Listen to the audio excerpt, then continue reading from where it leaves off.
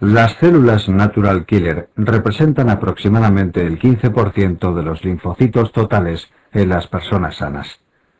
A diferencia de los linfocitos T, se las clasifica dentro de los componentes de la inmunidad innata o natural al carecer de receptores clonotípicos específicos para un determinado antígeno. Su acción radica en la existencia en su membrana de unos receptores activadores KAR que reconocen diferentes ligandos, mayoritariamente de origen viral y bacteriano, y cuya unión a los KAR activa la capacidad citotóxica de las NK. Hay que destacar que entre estos KAR existe un receptor para el fragmento FC de la IgG. Las NK también poseen en su membrana receptores inhibidores llamados KIR, cuyo ligando son las moléculas de HLA de clase I. Los linfocitos T son el tipo mayoritario en el recuento normal de linfocitos de la sangre. Su marcador típico es el receptor de la célula T, RCT o en inglés TCR, presente en todos los linfocitos T y cuya función es reconocer antígenos presentados por moléculas del sistema HLA. Junto al RCT se encuentra la molécula CD3, traductora de la primera señal de activación del linfocito T. Además, los linfocitos T presentan en su membrana múltiples receptores, entre los que debemos conocer principalmente el CD4, con afinidad por las moléculas de HLA de clase 2, y el CD8, afín a las moléculas de HLA de clase 1. Funcionalmente, los linfocitos T se dividen en dos tipos: citotóxicos y colaboradores. Las células B o linfocitos B presentan en su membrana como receptor antigénico el RCB, receptor de la célula B, que no es más que la inmunoglobulina de membrana, y por lo tanto el receptor capaz de reconocer antígenos en el linfocito B. Al igual que el linfocito T presentaba el CD3 asociado a RCT para transducir la señal de activación, el linfocito B presenta la molécula CD19 junto al RCB para iniciar las señales de activación de la célula. Tras activarse los LB, proliferan pasando una parte de ellos a ser células plasmáticas, producen grandes cantidades de inmunoglobulinas solubles y otras se van a convertir en linfocitos B memoria, encargados de las respuestas inmunológicas secundarias, más rápidas y eficaces. El complejo principal de histocompatibilidad, CPH, recibe en la especie humana el nombre específico de HLA, antígenos leucocitarios humanos. Aunque estas moléculas fueron descubiertas a raíz de la experimentación con los primeros injertos cutáneos entre ratones y la aparición del fenómeno de rechazo, su función fisiológica es la presentación de antígenos proteicos al receptor RCT de los linfocitos T. Se diferencian principalmente dos tipos de moléculas de HLA, las de clase 1 y las de clase 2. Esta diferenciación entre las dos clases se establece por criterios estructurales y funcionales, así como de su presencia en diferentes tipos celulares. Las moléculas de clase 1 están presentes en la membrana de todas las células nucleadas del organismo, mientras que las moléculas de clase 2 solo aparecen en algunos tipos celulares, aquellos con capacidad fagocítica, células dendríticas, macrófagos, linfocitos B, y de forma inducida tras la activación en los linfocitos T. Las moléculas HLA de clase 1 presentan péptidos de origen endógeno, es decir, productos de la síntesis proteica de la misma célula que lo presenta. Realiza, por lo tanto, una especie de control de calidad interno de la célula. Mientras esa célula no sufra una transformación tumoral o una infección intracelular, no presentarán nada extraño en sus moléculas de clase 1 y los linfocitos T no las reconocerán. Las moléculas de clase 2 presentan péptidos exógenos, proteínas provenientes de la fagocitosis. Existen tres genes principales que codifican moléculas HLA de clase 1. Estos genes son HLA-A, HLA-B y HLA-C, y constituyen los llamados HLA de clase 1 clásicos. Los principales genes de HLA de clase 2 son HLA-DR, HLA-DQ y HLA-DP. Todos los genes de HLA se localizan en el brazo corto del cromosoma 6p.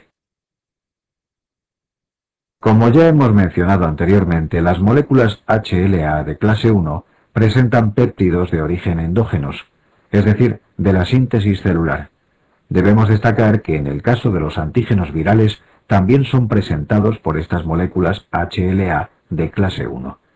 Para entenderlo, observamos en esta imagen cómo el virus utiliza, mediante la introducción de su material genético en el núcleo de la célula a la que infecta, su maquinaria de síntesis de proteínas. Es decir, la célula va a fabricar las proteínas del virus como si fueran propias y por lo tanto las presentará en clase 1. En el caso de los péptidos presentados por clase 2, provienen del exterior celular. En la imagen observamos cómo un macrófago es capaz de endocitar un cuerpo externo a él y mediante la formación de fagolisosoma degradarlo y presentarlo en forma de péptidos en clase 2 a los linfocitos T-CD4. Denominamos sinapsis a la interacción que se produce entre dos células. Cuando una de estas células es el linfocito T, hablamos específicamente de sinapsis inmunológica. En ella interactúan múltiples receptores de ambas células, entre los que destacan el RCT, HLA, CD28, B7 y otras señales de activación que veremos detenidamente más adelante. Cuando se produce la sinapsis inmunológica, vamos a obtener una respuesta dicotómica, es decir, la activación o la no activación del linfocito T. Este resultado final dependerá de dos factores principalmente. El primero es que el RCT reconozca algún antígeno presentado en el HLA de la célula con la que está contactando, y la segunda es que se den las señales de activación necesarias. Estas señales de activación necesarias para el linfocito T son, en primer lugar, la desencadenada por la molécula CD3, primera señal de activación, y posteriormente, pero igualmente necesaria, la producida por la interacción de B7, CD80/CD86, del linfocito T con CD28 de la célula presentadora de antígeno. Las inmunoglobulinas presentes en la sangre del recién nacido son casi en su totalidad IgG provenientes de la madre a través de la placenta. El feto es capaz de comenzar a sintetizar sus inmunoglobulinas propias desde el 7º mes de vida fetal, es decir, 2 meses antes del nacimiento a término. El orden en que empieza a sintetizarlas sigue un cronograma, como observamos en la imagen. En primer lugar es capaz de sintetizar IgM, posteriormente IgG y más adelante IgA. Se considera que a los 6 meses de edad el niño ha alcanzado niveles de inmunoglobulinas propias adecuados y que los de la madre ya han desaparecido prácticamente. La IgA es producida por las células plasmáticas tanto en su forma monomérica como dimérica. La IgA es la clase de inmunoglobulina más abundante en las mucosas y secreciones. Es secretada gracias a que las células epiteliales tienen en su base unos receptores que unen la IgA dimérica circulante, la internalizan y posteriormente la secretan. De esta forma la IgA de la sangre es mayoritariamente monomérica y la de las secreciones dimérica. Los monómeros de IgA se unen entre sí por una proteína llamada cadena J, CJ, formando así dímeros. Esta CJ es sintetizada por la célula plasmática, al igual que la inmunoglobulina. La IgA dimérica, que además ha sido secretada, posee el llamado componente secretor, CS. El CS es un fragmento del receptor basal de la célula epitelial y tiene como función proteger a la IgA de las mucosas de la acción de enzimas proteolíticas. Las diferentes clases de inmunoglobulinas se diferencian por sus cadenas pesadas. Algunas cadenas pesadas pueden presentar cierta variabilidad, permitiendo la existencia de subclases. Este es el caso de la IgG y la IgA. Funcionalmente, las distintas clases y subclases de inmunoglobulinas presentan diferencias. Como se observa en la tabla en términos generales, la inmunoglobulina más eficaz es la IgG, y de todas ellas la IgG1. Sin embargo, existen excepciones que debemos destacar.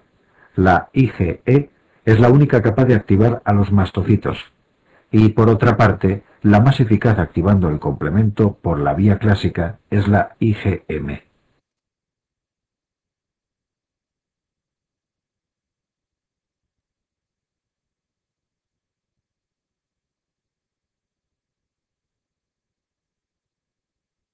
En el uso de anticuerpos como arma terapéutica, especialmente como inmunosupresores, el principal problema que surgía en la práctica clínica era la disminución progresiva de su efecto.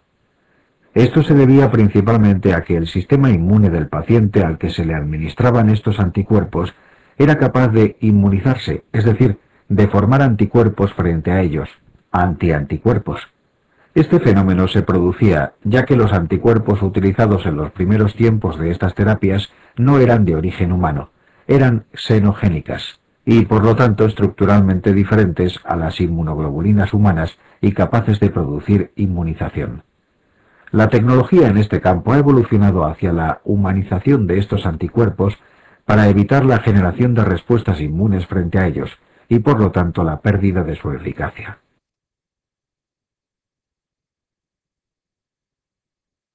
La causa más frecuente de pérdida del injerto renal es la aparición de los fenómenos de rechazo. Este se produce cuando el sistema inmune del receptor reconoce como extraño al órgano trasplantado. La clasificación del rechazo se basa en primer término en su momento de aparición, que está en relación directa con el mecanismo inmunológico productor. El rechazo hiperagudo se debe a la presencia de anticuerpos preformados en la sangre del receptor frente a algo presente en las células del donante, generalmente frente a proteínas del sistema HLA. Se previene con la realización de la prueba cruzada pretrasplante. El rechazo agudo está mediado por una respuesta inmune de tipo celular, linfocito T. Disponemos de los fármacos inmunodepresores como arma terapéutica. En el rechazo crónico, aquel que se produce más a largo plazo, se observa tanto un componente de inmunidad celular y humoral. Además de los criterios clínicos para la clasificación del rechazo, también se observan datos anatomopatológicos característicos. En el rechazo hiperagudo, tras la fijación de los anticuerpos a las células endoteliales del injerto, se produce la activación del complemento. En la biopsia podemos observar mediante técnicas de inmunohistoquímica fragmentos de la activación de la cascada del complemento, concretamente el C4b.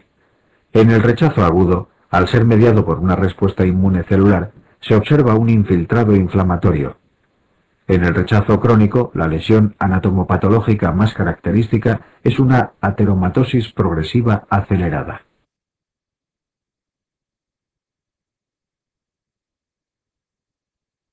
Entrando en más detalle en el mecanismo del rechazo hiperagudo, recordamos que se debía a la existencia de anticuerpos preformados en la sangre del receptor frente a proteínas presentes en las células del donante. Los más frecuentes son anticuerpos frente a moléculas HLA. Para inmunizarnos y formar anticuerpos frente a proteínas HLA distintas a las nuestras, debemos haber entrado en contacto con ellas. Por eso existen factores de riesgo para ser portador de anticuerpos anti-HLA, como son las transfusiones sanguíneas, los trasplantes previos, los partos. En todo trasplante renal es obligatoria la realización de la prueba cruzada donante-receptor pretrasplante, donde se enfrentan in vitro células del donante frente a sangre del receptor. La posterior observación de mortalidad celular al microscopio da como resultado una prueba cruzada positiva, que invalida totalmente la realización de ese trasplante. Hemos comentado anteriormente que para que se produjera la activación completa de los linfocitos T, era necesaria una segunda señal o señal de coestimulación desencadenada por la interacción de los receptores B7/CD28. Si esta segunda señal no se produce, Habiendo tenido lugar el reconocimiento del antígeno y la primera señal, el linfocito T entra en un estado de activación incompleta conocido como anergia. Los linfocitos T que entran en anergia son eliminados por apoptosis. De esta forma se considera que la anergia es un mecanismo de tolerancia periférica de los linfocitos T. Tanto las formas adquiridas como las hereditarias del angioedema se originan por deficiencia de C1 inhibidor, exceso de bradiquinina. El angioedema aparece al confluir grandes pápulas situadas bajo la superficie de la piel. Se localiza especialmente alrededor de los ojos y labios. En las formas graves también pueden afectarse otras zonas del cuerpo como cuello, manos, pies y laringe. Se trata de un proceso que afecta la musculatura y permeabilidad de los vasos sanguíneos. Clínica. Los episodios son esporádicos y se asocian a estrés y esfuerzos intensos. Son más severos durante la adolescencia. No hay eritema ni prurito, al contrario que sucede con una reacción alérgica. El edema es sistémico, puede causar cólicos intestinales y obstrucción de las vías aéreas. Tratamiento: anabolizantes proteicos y plasma fresco, en las crisis. La respuesta independiente de células T o timo independiente es producida principalmente por la incapacidad de los linfocitos B para internalizar y procesar antígenos polisacáridos. De esta forma no podrán ser presentados a los linfocitos T en el contexto de moléculas HLA de clase 2.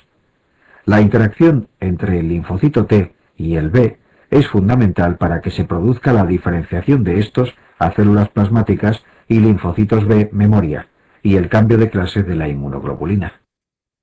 El sistema del complemento es una cascada de activación enzimática en la que intervienen más de 30 proteínas séricas. Forma parte de la inmunidad innata. Su finalidad es producir la lisis bacteriana o celular mediante la formación final de una estructura denominada complejo de ataque a la membrana, CAM, o en inglés MAC, por la unión de los componentes C5b, C6, C7, C8 y C9. Este CAM se fija en la pared bacteriana, sobre la que forma poros, por lo que la bacteria pierde su homeostasis y muere. Las crioglobulinas son inmunoglobulinas que son solubles a 37 grados y precipitan en frío, 4 grados. Esta precipitación es reversible. Se redisuelve a 37 grados. Clínica. Las crioglobulinas pueden precipitar y formar complejos que obstruyen los vasos sanguíneos pequeños. En las zonas del cuerpo expuestas a bajas temperaturas, cara y las manos. Aparecen en la sangre de pacientes con enfermedades autoinmunes, principalmente lupus, virus de la hepatitis C positivos y en pacientes con mieloma múltiples. En cuanto a su isotipo, puede ser IgG e IgM. Entre los linfocitos T colaboradores se encuentran los llamados TH3, caracterizados por ser funcionalmente supresores o reguladores de la inmunidad celular y humoral, debido a que al activarse sintetizan principalmente citoquinas antiinflamatorias, siendo las principales la IL-10 y el TGF-beta. Anteriormente hemos citado la capacidad fagocítica de algunas células que van a expresar moléculas de HLA de clase 2 en su membrana. Entre esas células incluíamos a los macrófagos. En este momento nos vamos a detener más en detalle en los receptores que presentan estas células y que hacen posible su capacidad fagocítica. Receptores de manosa. Lectina que se une a la manosa de las glucoproteínas de las paredes de las células procariotas. Eucariotas AC-siálico y N-acetilgalactosamina. Receptores basureros, scavenger. Se unen a lipoproteínas acetiladas u oxidadas, células muertas. Receptores tipo TOL, LPS gram negativo. Peptidoglucano, gram positivo. Receptores para la FC de las inmunoglobulinas. Median la opsonización. Denominamos anticuerpos naturales a aquellos que poseen todos los individuos de una especie sin necesidad de sensibilización previa. Son fundamentalmente de la clase IgM, rara vez IgG2. Son producidos por un tipo especial de linfocitos, B1, sin necesidad de colaboración TH-T independientes. Ejemplos: anticándida, anti-antisoemaglutininas, AB0, anti-antígenos animales.